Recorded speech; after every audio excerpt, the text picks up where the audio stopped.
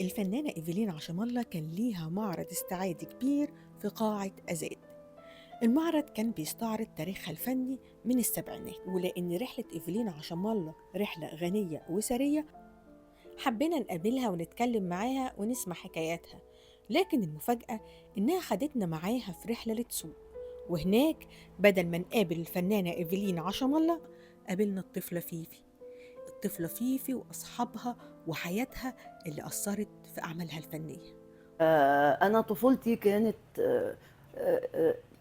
يعني اتولدت وعشت في مدينة دسوق. النيل في دسوق حاجة مهمة جدا، لأنه كان مثلا عشان نتفسح واحنا أطفال، فكان عمي مثلا يجي عندنا يزورني فياخدنا يمشينا على كوبري دسوق وناكل ذرة وترمس فدي فسحتنا، فسحة رائعة.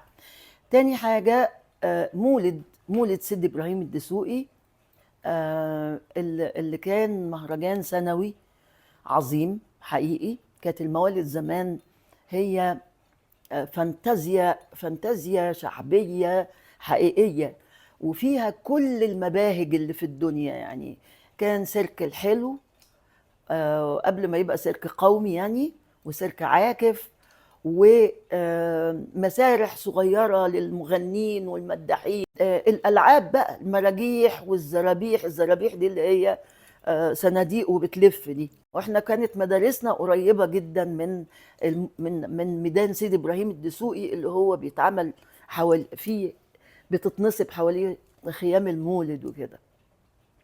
فاحنا كنا ساعات ننط من على السور واحنا بنات عشان ننزل نتفرج على المولد وهو بيتنصب الحاجات فيه. فاحنا كنا ساكنين في بيت صغير من بابه على ناصية حارة اسمها حارة الملاحين. هي حارة سد في الآخر، ملهاش منفذ غير منفذ وحيد، لكنها حارة مليانة حياة.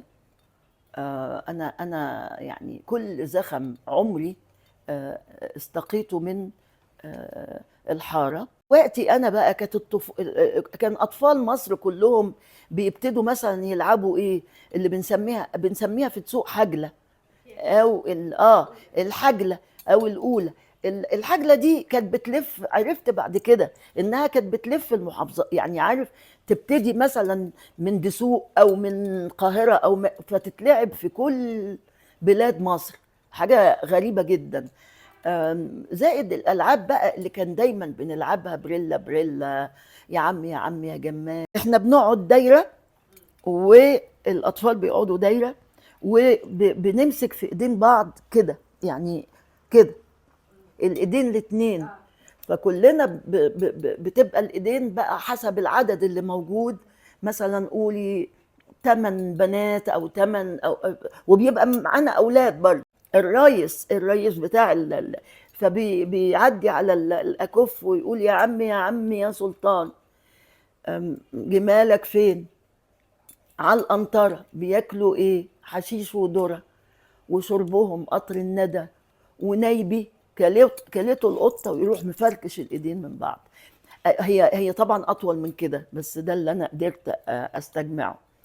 في بريلا دي بنقف صفين، يعني بنت بتقف في الاول وبنت قصادها.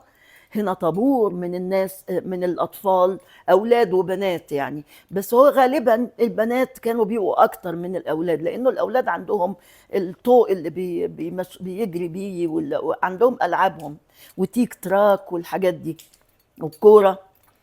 ف ف بيقفوا طابورين قصاد بعض،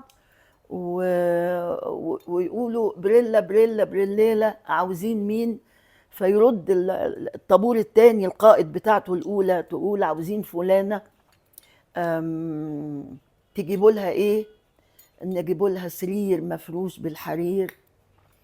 ما يقضيهاش، يرد الصف الثاني يقول ما يقضيهاش. نجيبوا لها يعني ذهب ومش عارف ايه، فيقولوا ما يقضيهاش. لغايه ما يقولوا كل الدنيا ليها، يقولوا طب اتفضلوا خدوها، بس اوعوا تاذوها ولا تضربوها ولا تزعلوها. فشوفي فلسفه كمان انه مش الذهب ولا الحاجات دي، الدنيا كلها ليها. ده بريلا بريلا. في بقى الاستغمايه ولم العاده في رمضان يعني لم العاده في رمضان ده كان طقس شيء غير عادي يعني. طبعا كانت الأطفال كلها بنلم بعض ونروح عند البيوت والمحلات ونقول ادونا العادة يا ست للباوي جلادة يا ستي، والفانوس طقطق يا ستي، والعيال ناموا يا ستي، لولا مثلا لولا ثانية لولا جيني، يلا الغفار ولا تعبنا رجليني، يلا الغفار. ثانية قاعدة على كنبتها. المهم يعني بيوصفوا بقى في جمال ثانية وإنها مش عارف إيه. إذا البيت ادانا العادة هنقول هنسيبها ونغني لها. إذا ما ادوناش العادة قال إنها فلان جاب ثانية قاعدة على السلالم بتفجع في الدمامل.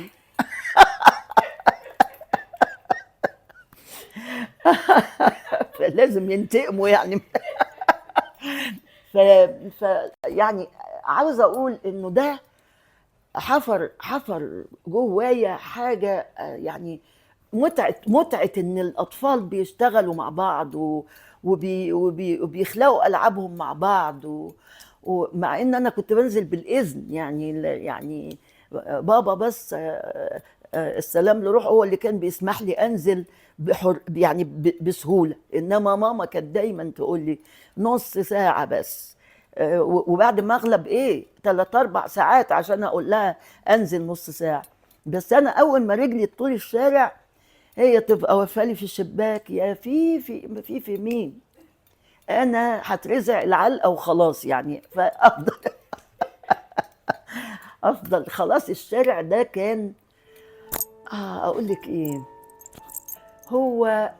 هو النعيم الحقيقي. ذكريات حارة الملاحين في دسوق ما سابتهاش، علشان كده رسمت أصدقاء الطفولة وعرفتنا عليهم.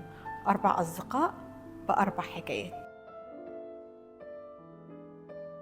فايزة من الناس اللي بيسموهم ذوات الحاجات الخاصة. فايزة كانت تقريبا ما بتتكلمش، هي كانت أكبر مننا يعني، كانت صبية يعني وإحنا أطفال، ودايما بتضحك دايما بتضحك، وقاعدة قدام الباب بتاع بيتهم. اسمها فايزة الهابط. أنا مش قادرة أفتكر إيه اللي كان متعة حقيقية بالنسبة لي غير إنها كانت بتشدني كإنسانة. ربيع في أيام رمضان كنا بنستنى السيمة بتاعت ربيع، وبعدين يبعتوا وعيال يستعجلوه، يلا ربيع مستنين، يلا كلنا قاعدين مستنيينك هناك. فكان ربيع بيلمنا وندخل الجراج بتاع الشيخ فرحات اللي هو بتاع العمارة، وربيع السيمة يعني كان اخترع لنا اختراع مهول جدا، انه كان بيجيب عارفة في شخصيات بيقطعها من الكرتون، هو حيوانات وحشرات وبني ادمين رجاله وستات وبيوت وشجر، وبيحطهم على عرق من جريد النخل. عارفه جريد النخل الرفيع ده بيشقه ويروح حاطط ده فيه، وبعدين فرخ شفاف كبير رول كده بيقعد في النص، وبعدين واحد هنا بشمعه يعني وواحد هنا بشمعه عشان الشاشه تنور، وهو بقى بيحكي الحدوته قاعد ورا، واحنا الجمهور قدام بقى، الجمهور كله اطفال، فبيحكي لنا حدوته الفيلم اللي بيعمله ربيع ده. شوفي يعني الفقر البشع والهدوم المرقعه، الا انه قد ايه بيخلق متعه جماعيه واختراع بالنسبه لحالتنا، حاله الحاره والطفل. فكان ربيع سيما يعني بيعمل لنا سينما. سعيدة كانت الزعيمة بتاعت أطفال الحارة، أولاد وبنات، وكانت بنت قصيرة كده وشعثاء وفقيرة جدا. هي من عيلة الملاحين، اللي كانت مثلا لما نلم العادة في رمضان هي اللي تاخد في حجرها النقل كله والحاجات والزبيب وعين الجمل والحاجات وتقسم لنا. انا مستغربه جدا التقسيم اللي كانت بتقسمه، لانها كانت بتقسم لنا الزبيب ببقها. يعني شوف 12 طفل بتقسم لنا الزبيبه على 12 ازاي، انا مش عارفه، يعني مش قادره اتخيل. وبعدين هي اللي بتقسم كل حاجه، هي اللي بتقسم يعني. وبعدين اللي تغضب عليه سعيده تقول لهم قوموا عليه زجلوه بالحجاره، فيقوموا يجروا ورا العيل ولا العيله اللي هي غضبانه عليهم يرموه بالطوب. انا بقى كان ليا نشيد، يعني يمكن لاني بنت برضو عارفه لابسه كويس، يعني واختلاف الدين عامل حاجه. فكانت تقول يلا غنوا لها، فيجروا ورايا ويقولوا لي يا نصراني يا جسيس سن العظمه على الرغيف مثلا. فانا كنت بعتبر ان دي اغنيه حلوه في حقي يعني. توحيدة دي كانت من عيلة اسمها عيلة أبو سمر، كانت بنت طويلة ورفيعة كده وملامحها دقيقة جدا وكده. بنت حنونة قوي، يعني عندها كم من الحنان. لما كانت سعيدة توز حد على حد فكانت دايما هي اللي تطبطب عليه يعني ايه وتواسيه في همومه يعني. وكانت دايما تقول لي ولا يهمك ما تعيطيش، وانا عمري ما عيطت من النبي. تقول لي النشيد بتاع.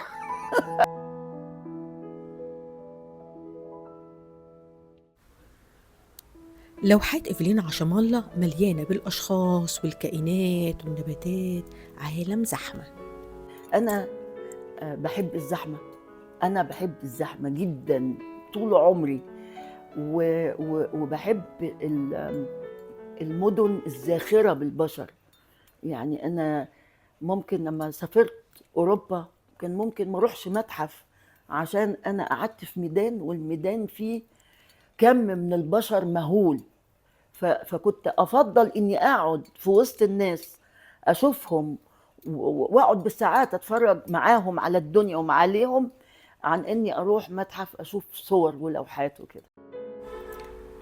الزحمة في لوحات إيفلين عشام الله مش من دلوقتي، الزحمة من زمان، من أيام الطفولة والمولد والمدرسة. بس لما دخلت المدرسة بقى كان في أستاذ الفصل اسمه الأستاذ رمضان، كان شاب بقى طويل كده ووسيم. في أيام المولد عادي جدا، يعني المتبع إن احنا نرسم المولد، فهو قال ارسموا المولد. فأنا رسمت على الورقة بتاعت كراسة الرسم، يعني ناس في الأول، يعني ستات على رجالة على أطفال، وورا الصفوف اللي باين منها، وبعدين دماغات دماغات دماغات. فكانت اللوحة زحمة. فهو لما شاف اللوحة يعني عارفة عمل لي زفة مهولة جدا، وقال ايه العظمة دي يا إيفلين، ايه الحلاوة دي، هو ده المولد. ورفع الكراسة للفصل وقال لهم بصوا زميلتكم رسمت المولد ازاي.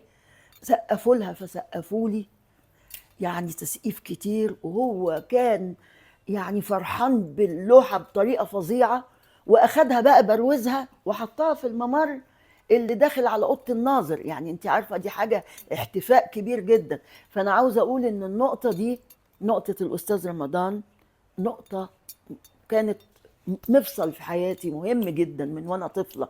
اعتقد ان انا كنت في اولى ابتدائي، اعتقد كده، او تانية ابتدائي بالكتير. فدي نقطه من النقط اللي كانت بتحطني على سكه انا لسه مش عارفه هي فين. قالوا عن شخصياتها إنها مش من كوكب الأرض، ممكن تكون من أي كوكب تاني. الشخصيات دي جت منين؟ ده اللي احنا هنعرفه معاها. كانت عندي جدتي ام بابا، كانت ست زجالة وحكاءة خرافية. طبعا ياما حكت لنا عن العفاريت وتحكي لنا حكايات حوالين انه مكنه الطحين، مش عارفه، دايما كانوا يدوروا المكنه بقطط، يحطوا قطط عشان يدوروا المكنه وحاجات كده.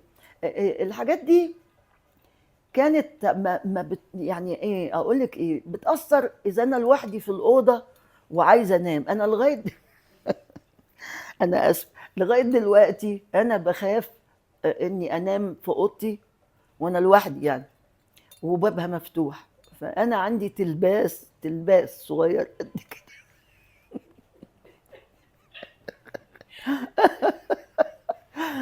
لازم انام واقفله عليا عشان العفاريت ما يجوش،